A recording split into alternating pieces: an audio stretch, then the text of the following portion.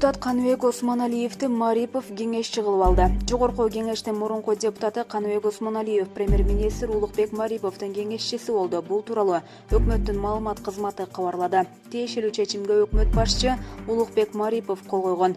Каныбек Осмоналиев 2020 март айында Ала Тоо аянтында өткөн Садыр Жапаровду колдогон митингден кийин бийликти күч менен басып алууга аракет кылган деген айып менен камакка алынып, кийин үй камагына чыккан.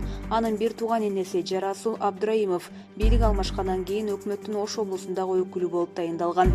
Булак Спутник KG.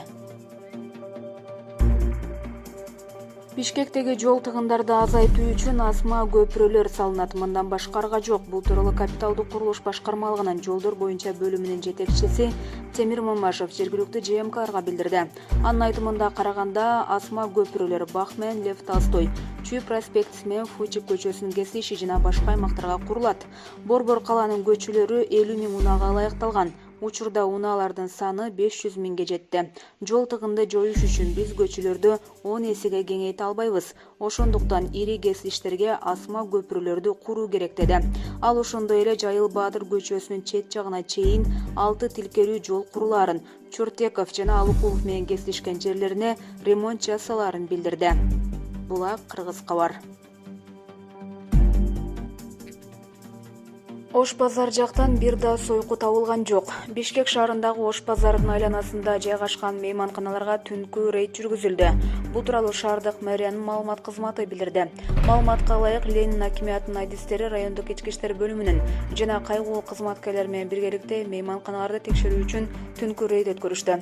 Кечки саат 8ден түн ортосуна чейин Кулиев, Павлов, Рыскулов жана Чүй проспектисиндеги мейманканалар текшерилди.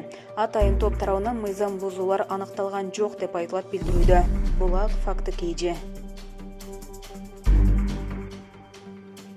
Президент: мен эч кимге айтпай кирип барган айыл өткөн кылымда калып кеткен.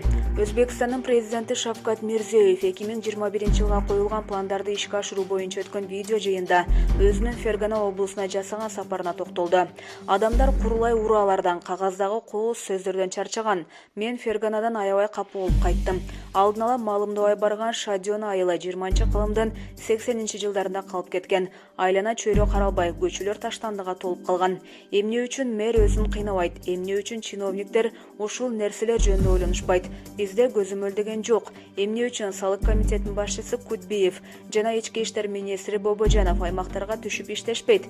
Эмне үчүн Кудайбергеновго окшоп жыйынтыкты кагаз жүзүндө эмес, иш жүзүндө көрсөтпөсүңөр, деди президент. Мамлекет башчысы Ташкент облусунун губернатору менен дене тарбия жана спорт министринин кызматтан алынышы анын башталышы гана экендигин дагы бир жолу кайталады. Ошондой эле министрлер жакын арада жаңы системанын негизинде иштей турганын билдирди. Министрлер дүйшөмбүдө премьер-министрге отчет берип, жаңы иш планын түзүп, облустарга барышат. Алар Ташкентте ишемби жана жекшемби күндөрү гана болот. Дүйшөмбү күнү да аймактарга барышат. Аптанын ортосунда борбор калаада кайсы бир министрди көрсөм, кызматтан кетирем. Баары болушунча иштеши керек, деди президент. Ошондой эле Мирзиёев мындан ары эми өлкө аймактарына алдын ала маалымдабай туруп бараарын айтты.